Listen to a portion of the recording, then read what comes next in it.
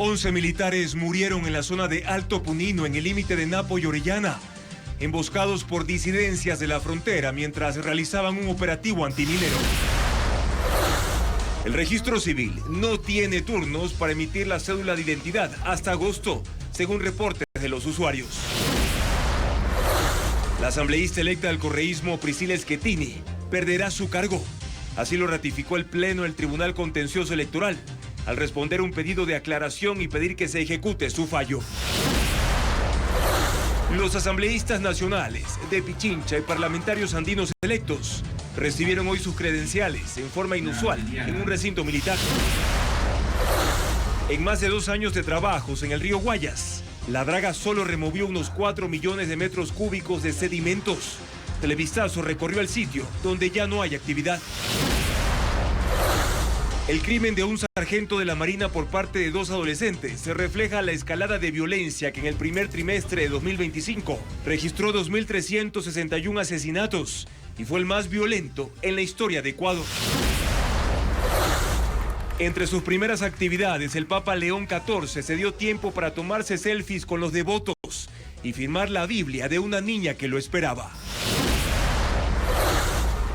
En el Día de la Madre, Televistazo presenta la historia de mujeres influencers que comparten sus experiencias y orientan a otras en la educación, nutrición y ejercicio. Ecuaterra descubre la magia de la Reserva Municipal El Chaco, en la Amazonía, donde en 67 hectáreas hay 7 cascadas, 300 cavernas que albergan mamíferos y más de 350 especies de plantas. Richard Carapaz termina en el 7º puesto en la primera etapa del Giro de Italia, que arrancó en Durrës y finalizó en Tirana, en Albania.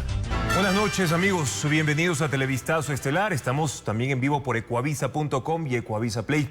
Gracias siempre por la sintonía.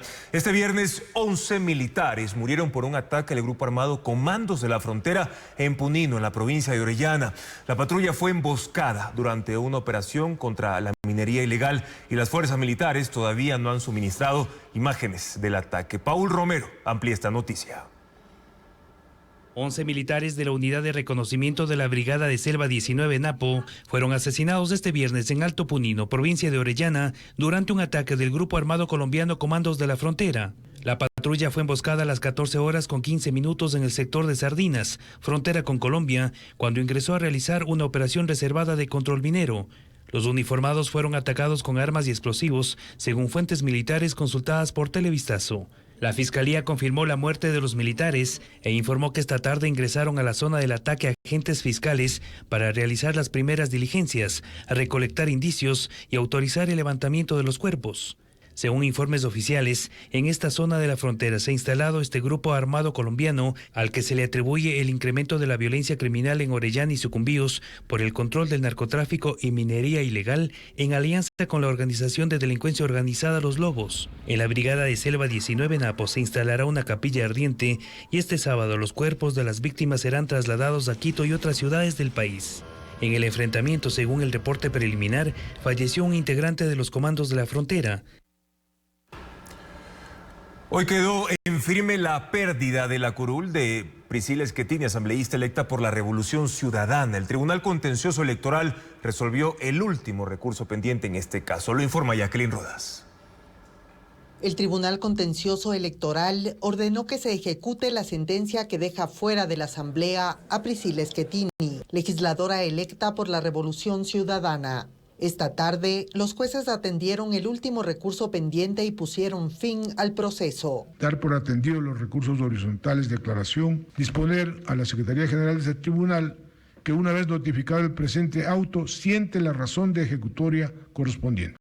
Schettini y la abogada Angélica Porras fueron sentenciadas en junio de 2024 por violencia política de género en contra de la fiscal general Diana Salazar. Con la decisión de hoy, queda en firme la pérdida de sus derechos políticos durante 3 años y la multa de $22.500. El fallo se da cuando faltan 5 días para que se instale la nueva asamblea. La mañana de este viernes, el Consejo Nacional Electoral entregó las credenciales a los asambleístas nacionales electos. Priscila Schettini no asistió al acto. Luego retiró el documento y publicó una foto mostrándolo en la asamblea. Agradeció a sus votantes y escribió que seguirá peleando. Santiago Díaz, alterno de Schettini, ocupará la curul y el próximo 14 de mayo asistirá a la sesión inaugural.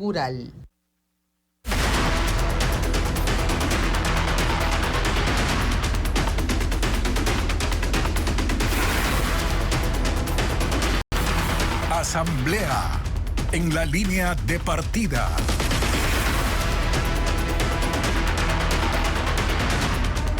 Hoy el Consejo Nacional Electoral entregó las credenciales a los asambleístas nacionales de Pichincha y también parlamentarios andinos. El evento normalmente se lleva a cabo en el auditorio del organismo electoral, pero en esta ocasión se realizó en la Escuela Superior Militar. Francisco Garcés explica por qué.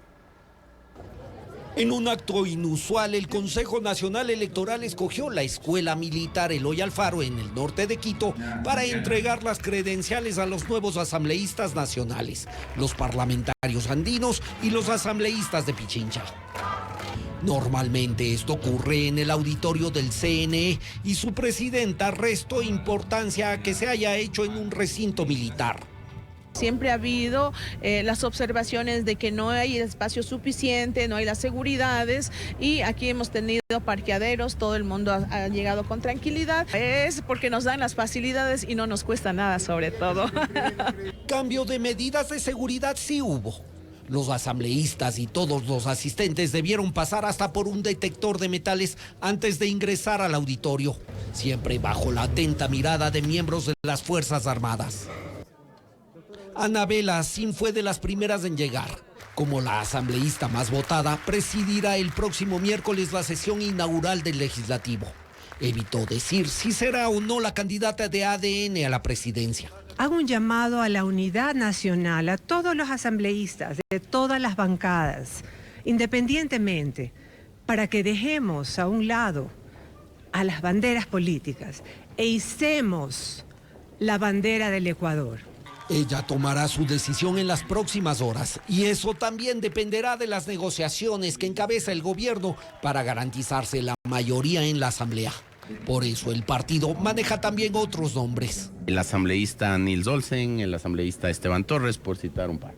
Tanto ADN como la Revolución Ciudadana buscan el control de la asamblea y para eso necesitan de Pachacuti, que tiene 9 asambleístas.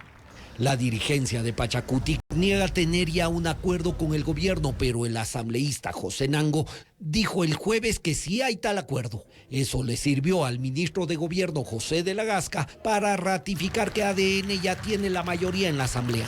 Lo que ha dicho el asambleísta Nango es nada más corroborar lo que nosotros dijimos. Existió la reunión, existió el acuerdo. Hoy lo que suceda dentro de Pachacuti no es algo que compete al gobierno nacional. En el correísmo no pierden la esperanza de que en los próximos 5 días Pachacuti se incline hacia su lado. Aspiramos que Pachacuti esté con el progresismo, creemos que sí, así va a ser, y todos quienes apuesten por la garantía de los derechos. Al CNE le falta entregar las credenciales a Daniel Noboa como presidente. Está previsto que lo haga el 16 de mayo, después de que el Tribunal Contencioso Electoral negó el 7º recurso contra los resultados electorales que presentó el correísmo. Y mientras tanto, ya empezó la mudanza en la Asamblea Nacional. Las oficinas se van vaciando mientras los nuevos legisladores hacen los trámites para ingresar al Palacio Legislativo. Revisamos ahora cómo está el ambiente a pocos días de la nueva posesión en el Parlamento. Los pasillos de la asamblea, normalmente abarrotados de asambleístas, asesores y funcionarios, lucen desolados. Ahí los asambleístas que terminan su periodo la próxima semana se cruzan con los que les reemplazarán y que llegan para cumplir los primeros trámites administrativos. Aquellos que dejan la asamblea buscan el mejor sitio para tomarse las últimas fotos y grabar sus últimos videos como legisladores. Y los que los reemplazarán exploran los lugares y toman las primeras imágenes. En las oficinas de las comisiones, donde normalmente el movimiento es continuo, lucen vacías. Ya no hay documentos en los estantes y los últimos papeles se guardan en los cartones de la mudanza. En el salón del plenario todo está listo para recibir a 151 asambleístas, 14 más que en el periodo que fenece. Las curules adicionales están colocadas con sus nuevas computadoras. En el hall de ingreso están las mesas donde están siendo registrados los asambleístas. Todos deben entregar las credenciales que les acreditan como legisladores electos. Sus hojas de vida, copias de cédula y también deben firmar los papeles administrativos de la asamblea. Junto a la bandera pasan a la foto oficial y finalmente se les toma las huellas dactilares que servirán para activar el sistema de registro y de votación en las sesiones del Pleno. Algunos pisan por primera vez el edificio de la Asamblea y no ocultan su emoción. Por supuesto, es una nueva experiencia para mí. Estoy realmente feliz de venir a la Asamblea. El inicio de los trámites, la toma de las huellas, la entrega de documentación. Muy feliz de estar acá por primera vez en la Asamblea Nacional. Una joven comprometida y, como siempre me denomino, una joven montuvia que va a dar lo mejor de sí. Estamos con todo el equipo listo para hacer un gran trabajo, para poder ser la voz de Zamora Chinchipe, de la región amazónica. Para mí será siempre un honor hacer un gran trabajo con honestidad, con transparencia, cumpliendo el mandato de mi pueblo. De los 151 asambleístas que se instalarán el próximo 14 de mayo, 56 fueron reelegidos.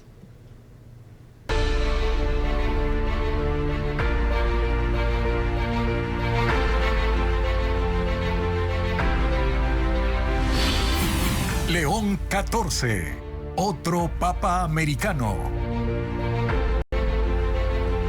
Y el Papa León XIV puso su firma por primera vez en la Biblia de una niña que lo esperaba a la entrada del Palacio del Santo Oficio, en el sitio donde el cardenal Prevost vivió los últimos 2 meses cuando fue promovido a la Orden de los Obispos del Colegio Cardenalicio. Esta mañana ofició su primera misa en la Capilla Sixtina y se alista para la ceremonia de...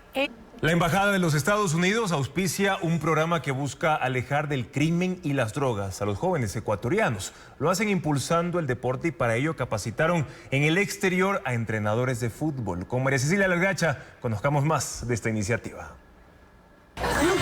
El mensaje que este proyecto transmite es claro. Que a través del deporte se puede prevenir la vinculación de los niños y los jóvenes en bandas criminales.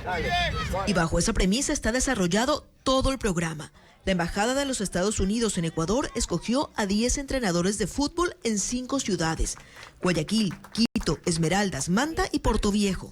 Esos 10 entrenadores viajaron a San Francisco para capacitarse, no en fútbol, porque de eso ya saben bastante, sino en otro tipo de habilidades.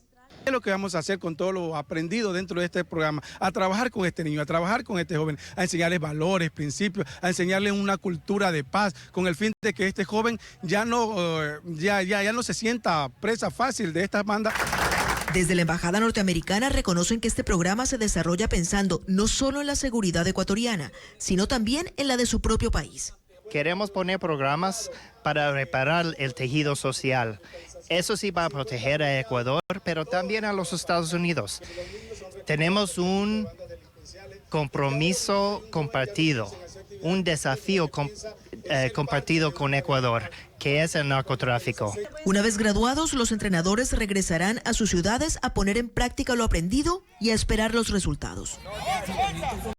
En Tosagua, Manabí, las grietas continúan extendiéndose y ya llegaron a la comunidad El Barro, donde el suelo se está hundiendo. Precisamente viviendas afectadas y se volvió a desacoplar la tubería que abastece de agua potable a Sucre y también a San Vicente. Las imágenes de lo que ocurre con Karen Ceballos. Las grietas que comenzaron a formarse en el Verdún, en el cantón Tosagua, Manabí, continúan extendiéndose. En la comunidad El Barro, al menos una veintena de viviendas ya presentan fisuras en sus estructuras y el suelo se hunde progresivamente por el constante movimiento de tierra. En el terreno de la familia Chávez colapsaron 2 casas, una de ladrillo y otra de madera. El suelo se dio más de 2 metros de profundidad. Se comenzó a partir en donde van los horcones y entonces la casa se comenzó a ir del lado. Y con el propio esfuerzo de nosotros ahí por ahí, un día bien, un día mal, sacamos ahí con la misma madera y la comenzamos a formar más arribita. También hay pequeños negocios afectados como una tienda local y otras construcciones muestran daños visibles más al fondo. Había prácticamente más de $7,000 con negocio y casa. Todo se perdió.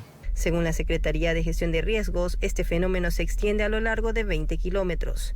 Uno de los puntos críticos es que por esta comunidad pasa la línea de conducción de agua potable que abastece a los cantones Sucre y San Vicente. El movimiento de masas volvió a desacoplar la tubería que ya ha sufrido daños en al menos 5 ocasiones en lo que va del año. El desperfecto más reciente fue detectado a inicios de esta semana. Las labores de reparación tomarán al menos 3 días más. Hay unos 45.000 habitantes sin el servicio de agua potable. Desde el día domingo hemos presentado un asentamiento más agresivo, lo que nos ha producido un desacople en 3 puntos de la tubería. Mientras tanto, en la zona de El Verdún se completó el retiro de la red eléctrica, luego del colapso de 10 viviendas y ante el alto nivel de riesgo que persiste en el área. Mucha atención porque se retoman los cierres programados en el aeropuerto Mariscal Sucre de Quito. Este mes se suspenderán las operaciones durante 3 sábados. Mañana 10, también el 17 y a finales de mes, el 31 de mayo. Los vuelos se van a suspender a partir de las 2 de la madrugada hasta las 2 de la tarde, es decir, 12 horas consecutivas. Los pasajeros pueden verificar si su horario y fecha han sido reprogramados en la página web de Quipor o también a través de la aerolínea. La interrupción en la terminal aérea se debe a trabajos de mantenimiento preventivo en la pista. Reiteramos, el aeropuerto Mariscal Sucre de Quito. Y entre las novedades tecnológicas les contamos que los turistas ya no podrán robarse toallas en los hoteles y también que Skype, la aplicación líder en videollamadas, dejó de funcionar después de 20 años de historia digital. Veamos. Los turistas no podrán robarse las toallas de los hoteles. Esto gracias a la tecnología de etiquetas RFID, identificación por radiofrecuencia. Son unos pequeños chips que se colocan de forma invisible en las costuras del textil y permiten rastrear si una toalla sale sin autorización y cargar el costo al usuario.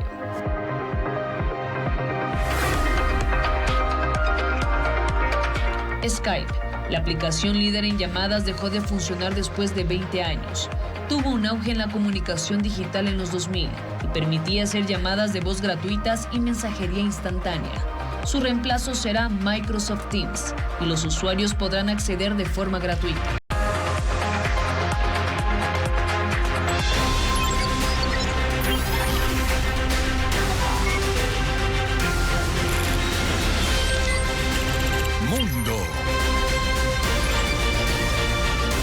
Aumenta la tensión militar entre India y Pakistán con nuevos ataques con misiles y drones. Las dos naciones son potencias nucleares y hoy están enfrentadas a partir de un atentado en la región de Cachemira, del que India culpa a una facción terrorista pakistaní que asegura está vinculada al gobierno. Los blancos más recientes son bases aéreas en ambos territorios. India respondió a un ataque contra sus instalaciones militares y bombardeó la base Nur-Khan de la Fuerza Aérea Pakistaní en Rawalpindi. Antes, Pakistán había lanzado una secuencia de drones armados contra India. El portavoz militar pakistaní declaró el viernes que no iban a rebajar la tensión y que India recibirá una nueva respuesta en otro momento. Mientras que el ministro de Exteriores de India dice que sus acciones son la respuesta ante un ataque bárbaro. Se refiere al atentado de hace 2 semanas que dejó 26 muertos cuando visitantes a una zona turística de India, en la región en disputa de Cachemira, fueron asesinados a tiros por una facción terrorista a la que India acusa de estar vinculada al régimen pakistaní. Los ataques desde India se iniciaron el martes cuando lanzaron la operación Sindoor contra Pakistán, que reporta unos 50 muertos esta semana. Los objetivos fueron estructuras civiles, una mezquita y otras edificaciones. Ahora, tanto en Karachi, la ciudad más poblada de Pakistán, y otras regiones de ese país, así como en territorios de India, se han iniciado protestas callejeras por la situación que los enfrenta y que amenaza a escalar en lo político y en lo militar, con el riesgo de desatar una guerra abierta. Rusia conmemoró hoy el aniversario número 80 de la victoria sobre la Alemania nazi. En la Plaza Roja de Moscú se realizó un gran desfile militar donde el presidente Vladimir Putin pronunció un discurso ante las tropas y una veintena de mandatarios.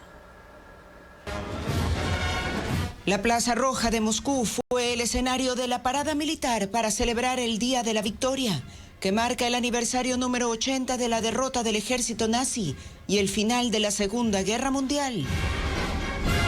El desfile incluyó el despliegue de más de 10.000 soldados rusos y tropas invitadas de 13 países, como la Guardia de Honor China.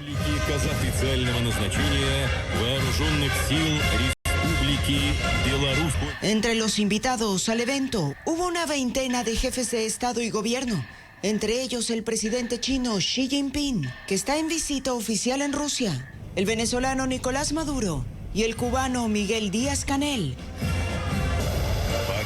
Se exhibieron tanques de la Segunda Guerra Mundial, lanzamisiles, drones militares y hubo formaciones en el aire de los aviones de combate. Este acto oficial incluyó el discurso del presidente Vladimir Putin, en el que evocó el espíritu de la victoria soviética de 1945 y su legado, que vinculó al conflicto actual en Ucrania. Rusia ha sido y será una barrera infranqueable para el nazismo, la rusofobia y el antisemitismo. La verdad y la justicia están de nuestro lado. Todo nuestro país, nuestra sociedad y nuestro pueblo apoyan a los participantes de la operación militar especial. Estamos orgullosos de su valentía. En un gesto simbólico, Putin anunció un alto al fuego unilateral en el este de Ucrania entre el 8 y el 10 de mayo, que fue rechazado por Kiev en medio de denuncias de centenares de violaciones a la tregua. Al finalizar el acto, una ovación de pie despidió a Putin, quien más tarde llevó una ofrenda floral a la tumba del soldado desconocido. Y el alcalde de Newark, en New Jersey, Ras Baraka, fue arrestado por agentes federales cuando intentó ingresar sin autorización a un centro de detención de migrantes con congresistas del Partido Demócrata para supervisar supuestas irregularidades vinculadas con la reapertura del lugar, administrado por una corporación privada. En el sitio están recluidos indocumentados, custodiados por la Agencia de Inmigración y Aduanas, acusados de cometer asesinatos y violaciones. La autoridad dijo que la corrupción del alcalde pudo poner en riesgo la seguridad del sitio y de los presos.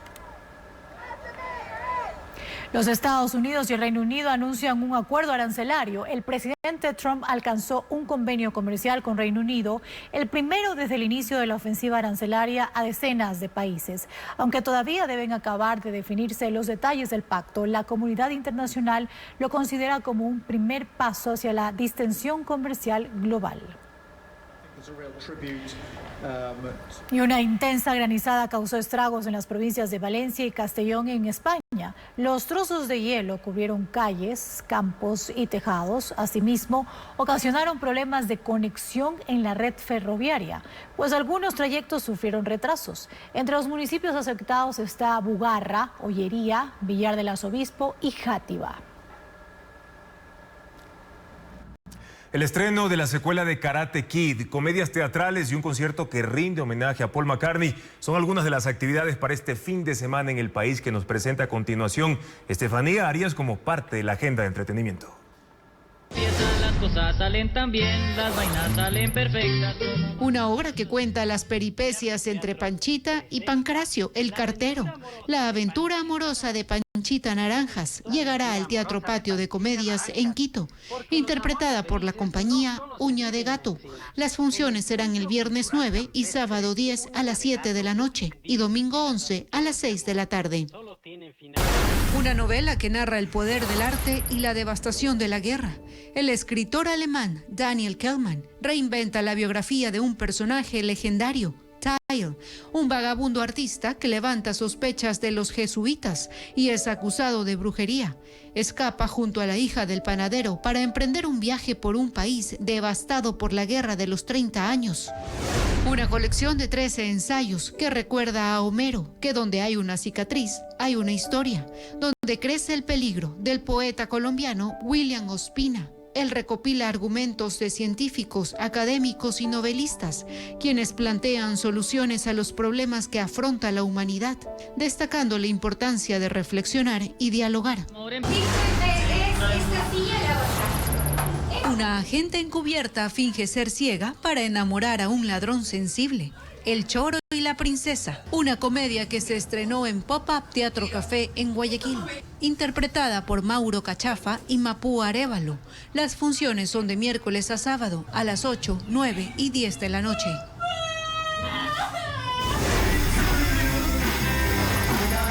Un viaje musical de una de las bandas más icónicas de la historia, The Beatles, un tributo al artista Paul McCartney, interpretado por Maca Band.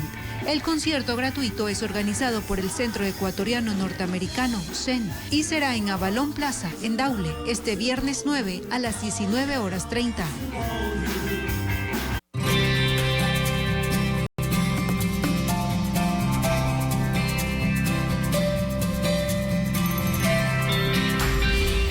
Madres, siempre ahí para ellos. Con rutinas de ejercicio, consejos en nutrición y pautas para entender el desarrollo de su bebé, hay mamás influencers ecuatorianas que están cambiando la forma de acompañar la maternidad mediante las redes sociales. Con base profesional y experiencia propia, comparten contenido gratuito que no juzga, sino que guía. María Gabriela Carpio nos muestra 3 historias. ¿Sabías que bajar de peso no necesariamente es lo mismo que bajar grasa? Stephanie León tiene 29 años. Es nutricionista, mamá e influencer con más de 500,000 seguidores. Se especializa en recomposición corporal y en su cuenta @nut.stefileón comparte contenido gratuito para ayudar a otras madres a recuperar el bienestar tras el embarazo, sin dietas extremas. Lo que les podría decir, aparte de tener paciencia, es organizarse y ponerse como prioridad. O sea, muchas veces nos guiamos por lo que dice internet o por la dieta de la vecina o de la prima y lleva a tal punto de frustración que tiras la toalla. Yo les diría que inviertan en nutrición para realmente aprender de raíz cuáles son sus porciones, cómo pueden reemplazar una cosa con la otra. Mientras atiende pacientes virtuales y cuida a su bebé de 6 meses, graba recetas y responde dudas a diario. Lastimosamente ya luego del embarazo quieren empezar a bajar grasa. Cuando empieza la alimentación complementaria, ahí pueden hacer una dieta para pérdida de grasa. Antes no, porque afectaría la lactancia. Boto todo el pie sobre mis talones. Desde su casa y mediante su cuenta @multifitlife, Janina guía a miles de madres. La única diferencia es que ahí vas a tener más trabajo en tus piernas. Es entrenadora personal, mamá e influencer fitness. Ella misma se graba y edita cada día para motivar a otras mamás a reconectarse consigo mismas. El entrenamiento no solo les va a cambiar su cuerpo, sino también su motivación, su energía. Van a tener otro tipo de dinámica, incluso al interactuar con sus hijos. Tú puedes entrenar a cualquier hora del día y puedes jugar con las siestas de tus hijos, no necesitas salir de la casa, puedes cocinar, puedes hacer todas las actividades que involucra ser mamá.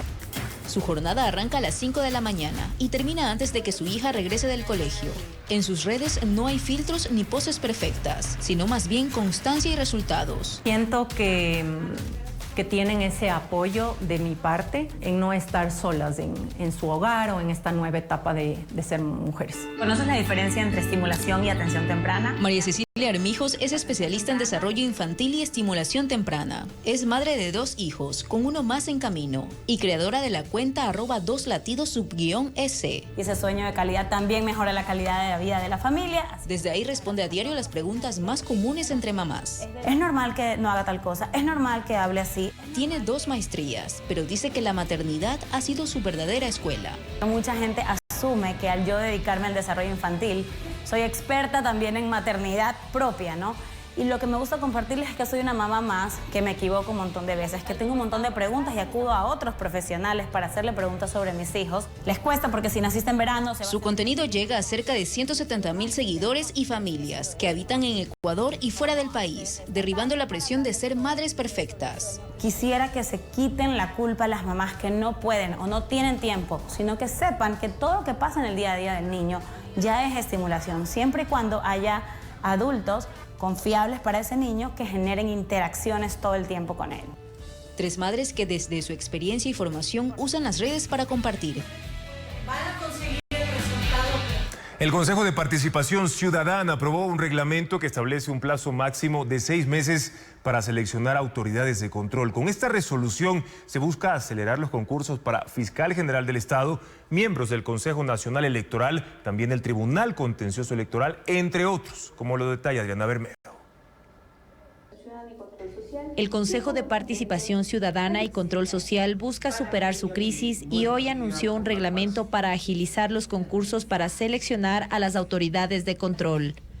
Este viernes lo aprobó por unanimidad y en él estableció 2 meses para la conformación de la Comisión Ciudadana de Selección, con la posibilidad de 1 mes de prórroga, y 4 meses para realizar el concurso de méritos y oposición con la posibilidad de 2 meses de prórroga. Si los comisionados no designan a la autoridad en máximo 6 meses, serán cesados, reemplazados por los suplentes y se notificará a la Contraloría para que realice un examen del uso que hicieron de recursos públicos.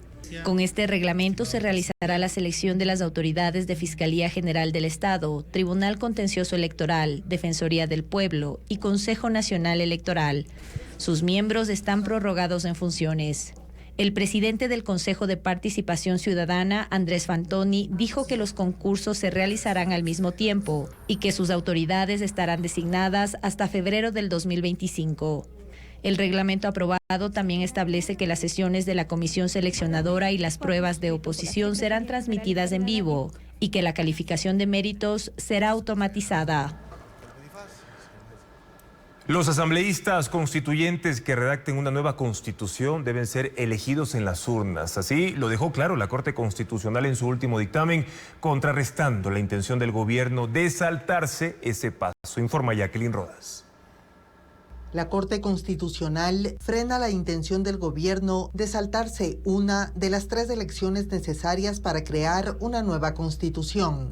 Lo hizo este jueves en un dictamen a propósito de una propuesta ciudadana de Asamblea Constituyente. Esto contrarresta las declaraciones del ministro José de la Gasca, a quien el presidente Daniel Noboa encargó la redacción de la propuesta. Él ha dicho que los asambleístas constituyentes no tienen que elegirse en las urnas. Que sean esos poderes del Estado los que integren por designación los miembros de la Asamblea Constituyente y que no necesariamente tengamos que ir a un proceso de elecciones para escoger a los asambleístas constituyentes de manera popular. La Corte recalca que toda convocatoria a Asamblea Constituyente debe garantizar la participación popular, la representación de sectores de la sociedad y la incidencia directa de los ciudadanos en la toma de decisiones sobre la Constitución que les rige. Detalla los 3 momentos que el pueblo debe ir a las urnas. El primero, la consulta popular para que los votantes decidan si están o no de acuerdo con la convocatoria. 2, la elección de los asambleístas constituyentes según las reglas aprobadas en el primer momento. Y 3, el referendo de aprobación de la nueva constitución con la mitad más 1 de los votos válidos. Los magistrados, además, aclaran que las instituciones o la ciudadanía pueden presentar insumos, pero no pueden sustituir el trabajo de los constituyentes elegidos en las urnas. Usuarios denuncian dificultad para tramitar cédulas y aseguran que el registro civil entrega turnos para agosto próximo, mientras el Instituto Geográfico Militar, que produce las especies, asegura que cumplió con los contratos. Carla Delgado amplía esta información. Vuelve el calvario para tramitar documentos en el registro civil, según denuncian los usuarios. Deben esperar hasta 3 meses para obtener o renovar sus cédulas y en el registro civil no se explica por qué hay estas demoras. En un comunicado se dice que la atención es normal y que cada mes habilitan turnos y que en los últimos meses hubo un incremento sustancial en la demanda de cédulas. Explicaciones que no resuelven las interrogantes. Roberto llegó hasta la agencia del registro civil en Quito, cansado de intentar obtener un turno en la página web de la entidad. Yo estoy con la cédula caducada desde diciembre. He tratado de hacer todo el trámite normal que dice desde la página, pero no he logrado obtener el turno. Este usuario tampoco logró obtener turno pronto, porque necesita su cédula para salir del país. Resulta que pagué la especie, llego aquí y me dice que no hay citas para agosto. Y yo ya el día de mañana ya me regreso para allá y yo vivo en el exterior. Entonces traje todos los documentos, me he ido al sur, me he ido al centro, me fui a Ambato, no es posible. En el registro civil de Riobamba incluso las instalaciones permanecían vacías esta mañana. Se dijo a los usuarios que desde la Agencia Nacional del Registro Civil no emiten el material y que solo a partir de junio se entregarán las cédulas solicitadas en abril. En otras ciudades como Tulcán y Guayaquil los ciudadanos reportan situaciones similares. Largas esperas para sacar sus cédulas. Las molestias se reflejan también en las redes sociales. Televistazo consultó al Instituto Geográfico Militar que produce las especies y desde el Departamento de Comunicación se dijo que no tienen entregas pendientes y que incluso adelantaron el material que debían entregar en junio hace... Antes de culminar el contrato por el dragado del río Guayas, redujo el islote El Palmar, que está al pie de la zona urbana de Guayaquil, aproximadamente 5 hectáreas. Diego Cuenca describe lo que se logró dragar en 3 años y cómo queda ahora esa obra inconclusa. En el 2022, la draga empezó a extraer sedimento en el islote El Palmar, que está en el río Guayas, al pie de la zona urbana de Guayaquil. En imágenes así se veía el islote antes de que empiecen las operaciones. Tenía un área aproximada de 20 hectáreas y hasta este viernes, 9 de mayo, el dragado lo redujo a 15 hectáreas aproximadamente, según las imágenes satelitales de Google. Pero los trabajos no cumplieron totalmente su meta. Durante los casi 3 años sacaron 4 millones de metros cúbicos de sedimento, de los 6 millones que estaban previstos. Es decir, se realizó el 66% de la obra. Aunque el contrato del dragado, cuyo valor bordeaba los 44 millones de dólares, fue terminado formalmente ayer, la prefectura del Guayas reveló que los trabajos ya estaban suspendidos desde el 15 de abril. La maquinaria y los demás equipos continúan en el río, hasta que el consorcio Dragando por Guayas los retire. La tubería que sirvió para trasladar el sedimento hasta el sector El Tejar en Durán también deberá ser desinstalada. Hoy en esos terrenos ya no hay movimiento y dejó de ser el depósito del material extraído. Cuando comenzó el dragado, ese espacio tenía grandes piscinas y ahora está relleno, pero como la obra no se ha concluido, no queda claro cuál será su futuro. El siguiente paso de la prefectura es constituir una mancomunidad interprovincial entre Guayas, Bolívar, Cañar, Chimborazo, Manabí, Los Ríos, Santo Domingo y Cotopaxi para continuar la obra, pero aún no hay detalles. La intención es evitar inundaciones en las poblaciones aledañas a la cuenca del río Guayas y contener la erosión de ese afluente. Y los estudiantes de escuelas y colegios públicos reciben 3 horas a la semana de inglés. Esa baja carga horaria y la falta de un plan a largo plazo influyen para que no haya dominio sobre esa lengua, como lo explica Diego Puente. El nivel de inglés de los colegios y escuelas fiscales es malo. Es conocido y lo aseguran sus estudiantes, que buscan cursos privados para aprender y practicar. El Ministerio de Educación no tiene datos actualizados. Para orientarse, usa una evaluación de hace 8 años en la que los estudiantes de 10º año alcanzaron los niveles A1 y A2. Es decir, los básicos que sirven para entender frases sencillas. Lo óptimo es que un bachiller pueda comunicarse de forma independiente y fluida con un nivel B1. Eso no ocurre porque no existe un plan a largo plazo que garantice que el inglés se sepa como segunda lengua. Los estudiantes no tienen libros, sino manuales que deben descargarse de forma digital. Y las horas de formación son insuficientes. Desde el gobierno de Guillermo Lasso apenas imparten 3 horas semanales. Eso ocurre en básica y bachillerato y provoca otro problema. Los profesores imparten otras materias y dejan de especializarse. En la escuela y en el colegio, en el bachillerato, están dando otras asignaturas dentro de otras áreas, lenguaje y comunicación, literatura. En este centro de educación continua, que acoge cerca de 8,000 estudiantes de inglés al año, constatan que existen brechas marcadas. Nosotros tenemos 14 niveles. La mayoría van ubicándose del nivel 1 al 4, mientras que estudiantes de instituciones privadas se ubican en niveles mayores. Para garantizar la enseñanza, aquí dicen que al menos se requieren 10 horas de inglés a la semana y crear un ambiente que permita con dinámicas, exposiciones y acción directa de los estudiantes mejorar el aprendizaje. Y la última edición de la revista Vistazo Cuenca ya está en circulación. Se enfoca en las empresas que más enorgullecen a los cuencanos en este año. También habla de cuencanas talentosas en diseños de modas, deporte y redes sociales. La última revista Vistazo edición Cuenca dedica su informe central a las 45 empresas que más enorgullecen a los cuencanos. Las 10 primeras son Graiman, Indurama, Coral, Lácteos San Antonio, Colinial, La Italiana, Cartopel, Almacenes El Juri, Etapa y Continental Tire Andina. Se destacan por haber generado fidelidad en sus clientes, haber surgido en hogares de la ciudad y haber crecido gracias al trabajo de mano de obra Suaya. El listado incluye compañías que en casos superan 100 años. La edición aborda las casas patrimoniales del Centro Histórico de Cuenca, los riesgos que enfrentan, su importancia y su conservación. En política se explica las razones que llevaron a 6 personas de cada 10 en esa provincia a votar por Daniel Noboa. La revista cuenta la historia de la cuencana Claudia Sofía Barros, una talentosa diseñadora de trajes de baño radicada en Estados Unidos, y la trayectoria de Paola Uquilla, creadora de contenido gastronómico en redes sociales, que tiene 24 años y más de 300,000 seguidores. Su proyecto Foodbook se enfoca en platillos ecuatorianos.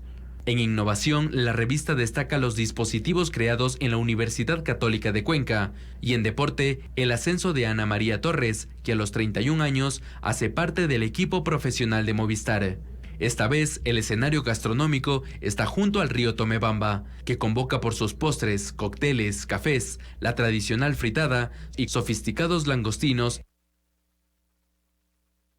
Un militar de inteligencia de la Armada fue asesinado en Guayaquil. 2 menores de edad están implicados y fueron detenidos por el bloque de seguridad en Isla Trinitaria. Paul Romero informa que los homicidios han incrementado y los datos del primer trimestre de este año son los más violentos en la historia del país.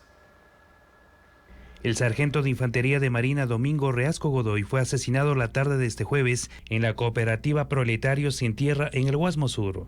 Según la policía, el militar del Comando de Inteligencia de Operaciones Navales fue atacado a tiros cerca de su vivienda por 2 personas en motocicleta. El bloque de seguridad detuvo a los sospechosos, 2 menores de edad, durante un operativo en el sector de Isla Trinitaria, 4 horas después del asesinato. Los agentes dicen haber encontrado evidencias, entre ellas la moto. Este asesinato refleja la escalada de violencia en el país. Los homicidios se han incrementado en 2025 y los datos del primer trimestre son los más violentos en la historia del país. Según información del bloque de seguridad, de enero a marzo se cometieron 2.361 homicidios intencionales, 65% más que el mismo periodo de 2024. 26 personas fueron asesinadas por día. Los cantones de la costa son los más afectados. Guayaquil 741 homicidios, Durán 196, Esmeralda 76, Machala 75, Santa Elena 29. En la Sierra, Quito tiene la mayor cantidad con 55 homicidios y en el oriente el cantón Orellana con 29. Si la tendencia se mantiene, este año se convertirá en el más violento de la historia y superará al 2023, cuando hubo 8.008 homicidios. En Ecuador, 87 laboratorios y empresas están autorizados a producir mascarillas, pero solo 7 cumplen con altas normas de calidad. Hace 1 año y medio debieron gestionar sus certificados ISO y Hernán Higuera precisa que mañana vence el plazo para registrarlos en la Agencia Nacional de Regulación, Control y Vigilancia Sanitaria. Las mascarillas, para que garanticen protección, deben tener en sus cajas registro sanitario y fecha de caducidad. Así lo obliga la Agencia Nacional de Regulación, Control y Vigilancia Sanitaria, y esos datos deben ser verificados antes de adquirirlas. Después de la pandemia, mucho de este producto importado sobró y están saliendo a la venta en las calles. Mascarillas sin registro sanitario, caducadas y de contrabando. Hay mascarillas, según la Asociación de Importadores y Productores de Implementos Médicos, fabricadas por 87 empresas y laboratorios que sí tienen registro sanitario, pero que no cumplen con certificaciones internacionales como el ISO 13485, que establece las mejores prácticas en la gestión de calidad para la fabricación de estos insumos. Lo cumplen solo 7. Los demás tienen hasta el 10 de mayo próximo para certificarse ante la Agencia de Regulación y Control. Hace 5 meses se reformó la normativa sanitaria en el país. En ella se prohíbe la venta al menudeo de mascarillas y se establece que deben ser vendidas en empaques autorizados con la información legal establecida. Fulgor, una exposición colectiva que combina 3 expresiones de arte, se inauguró en la Galería Casa del Barrio. Y la muestra gratuita estará abierta durante 1 mes, como nos cuenta Estefanía Arias.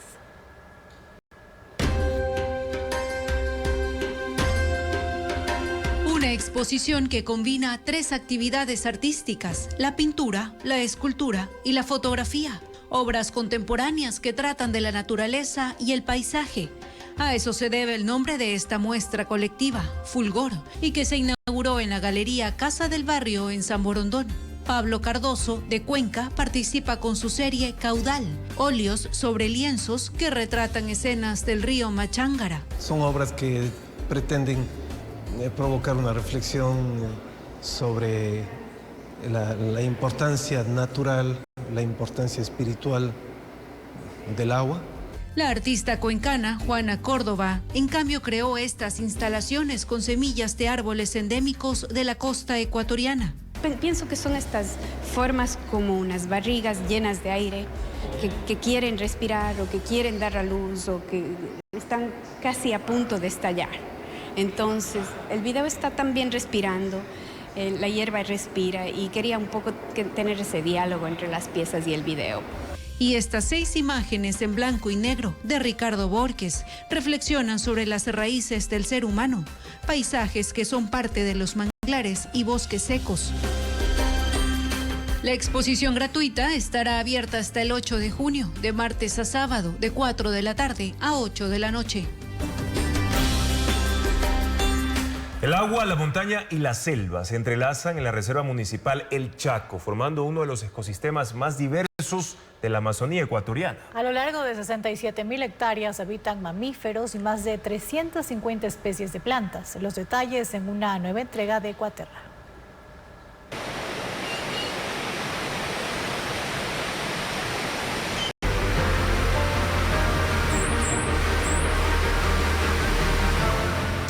Y Becky G y Manuel Turizo estrenan la canción ¿Qué haces? Una mezcla merengue y bachata que celebra el amor. Además, la agrupación de salsa Nietzsche lanza una nueva versión de su éxito Eres como parte de su disco Clásicos 1.0. Más información del espectáculo ahora con Ana María Palacios.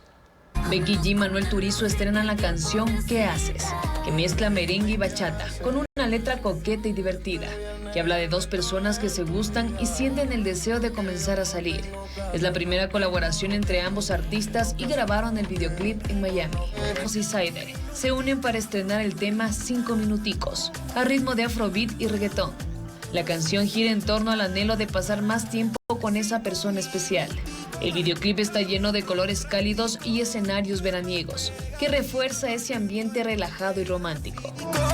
Sebastián Yatra se desahoga en su nuevo sencillo Disco Rayado, una canción que habla de la frustración que siente por no poder olvidar a su expareja. En el tema, intenta deshacerse del dolor y seguir adelante. La canción formará parte de su próximo disco Milagro. El grupo Nietzsche lanza una nueva versión de su éxito Eres, como parte de su disco Clásicos 1.0, en el que reinterpretan algunas de sus canciones más conocidas, como Entrega, Gotas de Lluvia y Una Aventura. Con esta producción celebran 45 años de trayectoria. Y así finalizamos esta emisión de Televistazo Estelar y los invitamos mañana para que disfruten en la pantalla de Ecuavisa Sports el partido entre Libertad y Delfín a las 7 de la noche y el domingo se enfrenta Emelec y Aucas a las 6 de la tarde. Y al finalizar estos encuentros deportivos vienen las noticias en Televistazo, también en vivo por ecuavisa.com y Ecuavisa Play. Los esperamos. Gracias amigos por su sintonía y confianza. Buenas noches y buen fin de semana.